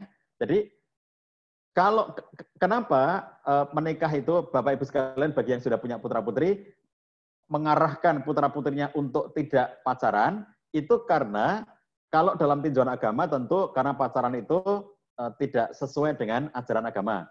Tapi kalau dalam perspektif pernikahan, maka pacaran itu artinya mengkredit kebahagiaan yang bisa dirasakan dengan optimal ketika mereka sudah menikah dalam bentuk romantic love. Jadi begitu mereka menikah, suami istri ini, itu berada dalam situasi romantic love bulan madu, di mana bulan madunya itu kurun waktunya antara 1 tahun sampai dengan 5 tahun. Ada yang setahun sudah selesai, ada yang 3 tahun, ada yang sampai bisa 5 tahun gitu ya. Taruhlah rata-ratanya 3 tahun. Suasana jatuh cinta sebelum nikah itu gejolaknya sama dengan romantic love setelah menikah itu. Bedanya adalah romantic love itu terjadi setelah bulan madu itu terjadi setelah menikah, berarti halal ya. Semua yang mereka lakukan itu halal bahkan berpahala. Kalau belum menikah maka tidak halal dan jelas itu menimbulkan dosa. Kalau sampai mereka menikmati hal-hal yang belum boleh mereka nikmati, itu berarti menimbulkan dosa. Itu bedanya. Tapi kalau dari segi kondisi kejiwaan mereka, hati mereka ya, itu sama sehingga akhirnya orang-orang yang sudah mengambil jatahnya sebelum nikah, setelah nikah nanti dia sudah tidak dapat lagi jatah untuk romantic love itu, gitu ya. Jadi oleh karena itu ini saran orang tua kepada anaknya agar tidak pacaran itu supaya bisa optimal menikmati masa romantic love nanti setelah dia halal, gitu ya. Jadi kalau nanti semuanya diambil setelah sebelum halal, maka sudah berdosa, kemudian tidak optimal karena banyak sekali hal yang tidak bisa dilakukan. Tapi begitu kemudian setelah menikah, bebas kan, mau ngapain-ngapain, dalam situasi halal, bebas, dan mereka bisa mendapatkan kebahagiaan yang optimal sampai batas waktu yang bisa mereka pertahankan sampai 3 tahun sampai 5 tahun gitu. Jadi orang yang sudah pacaran 3 tahun, jatuh cinta selama masa pacaran itu ya sudah habis. Begitu menikah, mereka sudah langsung masuk ke fase konflik, fase kedua gitu ya. Fase pertamanya sudah mereka dapatkan setelah sebelum menikah. Rugi yang seperti ini ya, rugi. Lalu yang kedua tadi, fase-fase hidup berumah tangga itu bukan sesuatu yang sifatnya fake ya, sahabat sekalian, itu hanya ilmu manusia. Semua ilmu manusia itu hanyalah analisa atau memahami gejala, memahami situasi dan kondisi yang umumnya terjadi, gitu ya. Misalnya studi yang dilakukan oleh Down yang membuat teori itu ya, yang saya kutip itu di buku Wonderful Couple, itu dia meneliti banyak orang dalam kurun waktu yang lama, pasangan-pasangan itu akan melewati fase-fase apa saja, gitu. Nah, tentu tidak semua orang kayak begitu itu, ya. Tentu nggak semua orang kayak begitu. Bahwa banyak orang kayak begitu, nah itu makanya dia teliti dan saya menjadi teori itu. Tapi tidak semua orang kayak begitu. Jadi sekali lagi namanya ilmu manusia ya. Kita tidak boleh memutlakkan. Itu hanya sebuah analisa dan cara kita untuk memahami realitas bahwa pada ketika menikah lalu memasuki romantic love, ya banyak orang kayak begitu fase pertamanya. Tapi ada juga orang yang tidak pernah melewati fase romantic love. Salah satunya karena sudah dikredit waktu dia pacaran, sehingga nggak lagi melewati fase romantic love. Lalu kemudian fase keduanya adalah fase distress atau disappointment. Mereka mulai kecewa, mulai berantem, mulai konflik gitu ya. Tapi ada juga yang orang tidak harus begitu. Kenapa? Karena dia sudah ngerti bahwa itu bakal terjadi sehingga diantisipasi, sehingga begitu merasakan gejala konflik langsung kemudian mereka menghindarinya. Nah, jadi nggak harus sampai ke level itu gitu ya. Jadi berapa lama di fase disappointment itu berbeda-beda antara satu orang dengan satu pasangan dengan pasangan yang lainnya. Bahkan ada yang tidak harus melewatinya gitu ya kalau pandai mengelola. Kemudian fase ketiganya adalah fase knowledge atau fase awareness, bagaimana satu dengan yang lainnya mencoba untuk saling mengenali secara lebih mendalam satu dengan yang lainnya. Sehingga yang semula terjadi kekecewaan, konflik, ketidaknyamanan itu bisa diatasi dengan mereka saling mengenali lebih dalam lagi. Lapis kesejiwaannya digali lagi gitu. Kemudian fase keempatnya adalah transformation, mentransformasikan apa yang dikenal itu menjadi bentuk penerimaan. Jadi sudah bertransformasi menjadi bentuk penerimaan-penerimaan yang lebih baik antara suami dan istri. Dan nanti fase kelimanya adalah real love. Kalau kita lihat di zaman bagaimana kehidupan Nabi SAW, Nabi itu real love-nya dengan Khadijah, Masya Allah kan. Jadi bagaimana Nabi SAW menikmati fase real love dengan Khadijah itu, cinta yang sesungguhnya sampai Khadijah sudah meninggal, Nabi tetap mencintainya. Bahkan Nabi menyatakan ya, cintanya itu nggak disembunyikan dalam diri beliau, tapi dinyatakan, diomongin gitu. Ini qad ruziktu hubbaha. Sungguh aku telah diberikan rezeki oleh Allah SWT untuk mencintainya. Itu dinyatakan oleh Nabi SAW. Jadi kalau zaman sekarang ini kan ada medsos gitu ya. Zaman dulu Nabi SAW nggak ada medsos.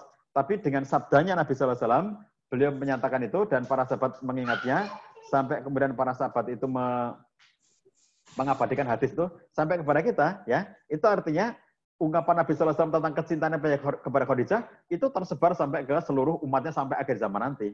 Jadi kalau ada orang yang seorang suami menyatakan cintanya kepada istrinya itu di medsos, itu boleh-boleh saja. Aku sangat mencintai istriku, itu boleh saja. Nabi pun melakukannya gitu. Nabi mengatakan ini qad ruziktu hubbaha. Aku telah diberikan rezeki oleh Allah SWT untuk mencintainya. Dan rasa cintanya Nabi yang sangat dalam kepada Khadijah itu ditampakkan kepada umatnya, ditampakkan pada kita. Bagaimana cemburunya Aisyah karena Nabi selalu menyebut nama-nama Khadijah, itu ditampakkan pada kita semuanya. Jadi kecintaan suami kepada istri, istri kepada suami yang dinyatakan itu ya, itu sesuatu yang bahkan Nabi mencontohkannya. Bahkan kalau dalam riwayat-riwayat kecintaan antara Nabi dengan Aisyah itu kalau dalam ilmu sastra gitu ya, itu Aisyah itu menggambarkannya sampai level showing. Showing itu menggambarkan detail. Jadi ada misalnya ada kalau dalam teori menulis itu ya, ada yang namanya telling, ada yang namanya showing. Telling itu menceritakan. Showing itu menggambarkan. Jadi kalau menulis yang ekspresif itu sampai level showing. Misalnya seandainya Aisyah mengatakan begini, aku bermesraan dengan Nabi Sallallahu Alaihi Wasallam. Misalnya gitu ya, kata-kata seperti itu. Aku bermesraan dengan Nabi Sallallahu Alaihi Wasallam. Seandainya Aisyah ngomong begitu, itu maka gaya bahasanya adalah telling. Jadi dia menceritakan, aku bermesraan. Berarti Aisyah mesra dengan Nabi Sallallahu Alaihi Wasallam. Tapi kita nggak tahu mesranya kayak apa gitu ya. Nah, dalam banyak riwayat, Aisyah itu bukan telling, tapi showing. Beliau tunjukkan apa showingnya itu. Contohnya, Nabi Sallallahu Alaihi Wasallam berdiri di pintu masjid itu ya, ketika nonton pertunjukan orang-orang dari Habasyah itu. Lalu aku berdiri di belakangnya Nabi Sallallahu Alaihi Wasallam. Itu showing, bukan telling. Jadi Aisyah menceritakan posisi dirinya. Aku berdiri di belakangnya Nabi Sallallahu Alaihi Wasallam. Daguku menempel di pundaknya Nabi Sallallahu Alaihi Wasallam. Pipiku menempel di pipinya Nabi Sallallahu Alaihi Wasallam. Itu gaya showing, ya. Menceritakan kayak apa. Jadi orang bisa membayangkan, kita bisa mengimajinasikan, oh Masya Allah mesranya Aisyah dengan Nabi Sallallahu Alaihi Wasallam. Jadi Nabi berdiri di pintu masjid, Aisyah berdiri di belakangnya, dagunya Aisyah nempel di pundaknya Nabi Sallallahu Alaihi Wasallam, pipinya Aisyah nempel di pipinya Nabi Sallallahu Alaihi Wasallam. Lalu ngelihat mereka, itu showing. Jadi Aisyah menunjukkan kepada kita, walaupun bukan dengan gambar, tapi dengan kata-kata itu yang kita bisa berimajinasi situasinya. Seandainya kayak begitu nggak boleh, tentu Aisyah cukup mengatakan, aku sedang berduaan dengan Nabi Sallallahu Alaihi Wasallam. Selesai ya. Aku sedang bermesraan dengan Nabi Sallallahu Alaihi Wasallam. Orang tidak bisa membayangkan mesra kayak apa gitu ya. Tapi dalam banyak riwayat, Nabi dan Aisyah itu diceritakan dengan showing. Kami mandi berdua dengan Nabi Sallallahu Alaihi Wasallam. Kami mandi dalam satu bejana dengan Nabi Sallallahu Alaihi Wasallam. Kemudian aku mengguyurkan air ke tubuhnya Nabi Sallallahu Alaihi Wasallam. Kemudian kami berebut air itu. Coba bayangkan, showing itu ya. Itu bukan telling. Jadi showing, artinya menggambarkan dengan detail seperti apa kemesraannya antara Aisyah dengan Nabi Sallallahu Alaihi Wasallam. Jadi kalau kita lihat dalam konteks kita dalam kehidupan sehari-hari, maka Nabi Sallallahu Alaihi Wasallam itu juga romantisnya luar biasa kepada istri-istrinya itu ya, meskipun situasi beliau situasi yang luar biasa, perjuangannya luar biasa gitu ya. Mekah maupun Madinah itu situasi perjuangan yang berat banget bagi dakwahnya Nabi Sallallahu Alaihi Wasallam, tapi kisah-kisah di sepanjang kehidupan beliau, romantisnya dengan istrinya luar biasa gitu ya. Nah, itulah yang sampai nanti everlasting love atau real love level kelima kalau dalam teori itu, Nabi itu mencontohkan kepada kita semuanya, cintanya kepada Khadijah itu cinta yang bukan hanya disimpan. Aku sangat mencintai Khadijah tapi nggak pernah diomongkan. Nabi itu mengomongkan, Nabi menyampaikan. Kalau Aisyah yang menceritakan gitu ya. Kalau Khadijah tidak menceritakan, tapi Aisyah menceritakan romantisnya, cintanya dengan Nabi Sallallahu Alaihi Wasallam. Kalau Khadijah, Nabi yang menceritakan gitu ya. Baik, Bapak Ibu sekalian, mungkin itu yang bisa saya sampaikan ya dalam kesempatan kali ini. Mudah-mudahan nanti masih ada waktu, lain waktu nanti kita bisa bertemu untuk menyambung silaturahim dan berdiskusi, meneruskan obrolan kita pada kesempatan kali ini. Untuk kali ini, waktu kita sudah habis, saya kembalikan pada Rauf dan saya sekaligus undur diri. Masih ada agenda lain yang harus saya lakukan pada kesempatan pagi hari ini. Mudah-mudahan Bapak Ibu sekalian yang sudah menikah, keluarganya menjadi keluarga yang semakin sakinah, mawaddah, warahmah, dikaruniai anak-anak yang soleh dan solihah, rezekinya lancar dan penuh berkah, dan kelak kita semuanya dikumpulkan di jannah surganya Allah SWT. Bagi sahabat-sahabatku sekalian yang belum punya pasangan, mudah-mudahan Allah kirimkan, Allah berikan jodoh soleh dan solihah yang akan membawa kepada kebahagiaan di dunia dan di akhirat. Mudah-mudahan Allah berkahi kita semuanya. Billahi taufik wal hidayah. Wassalamualaikum warahmatullahi wabarakatuh. Ya, Waalaikumsalam warahmatullahi wabarakatuh. Terima kasih Ustaz atas jawaban-jawabannya. Mungkin untuk teman-teman yang belum ataupun ayah bunda yang belum mendapat jawaban, nanti bisa diskusi di grup saja. Mungkin ada perspektif yang lain dari teman-teman sekalian. Ya, sekian dari kajian pada pagi hari ini. Semoga ilmu yang disampaikan Ustadz Cahyadi Takriawan menjadi amal buat kita dan bisa diamalkan oleh ayah bunda sekalian dan teman-teman semuanya. Semoga pertanyaan tadi terjawab semua ya insya Allah. Dan bagi yang belum terjawab, insya Allah bisa diskusi di grup karena masing-masing punya ilmu insya Allah. Kita tutup dan kita sempurnakan dengan lafaz hamdalah. Alhamdulillahirabbil alamin. Kemudian kita sempurnakan dengan doa kafaratul majlis. Subhanakallahumma wa bihamdika asyhadu an la ilaha illa anta astaghfiruka wa atubu ilaik. Dari Ana Rauf selaku moderator pamit undur diri. Billahi taufiq wal hidayah. Wassalamualaikum warahmatullahi wabarakatuh. Insyaallah pekan depan ada kajian lagi atau nanti ada kajian yang mendatang akan diinformasikan di grup. Bagi yang ingin mendonasi nanti akan diinformasikan nomor rekening yang akan dikirimkan di grup. Insyaallah infak ayah bunda dan peserta sekalian akan bermanfaat bagi para asatidz dan panitia yang menyelenggarakan majelis ilmu ini. Semoga bermanfaat. Tafadhol bagi teman-teman dan ayah bunda sekalian yang ingin live dipersilakan. Assalamualaikum warahmatullahi wabarakatuh.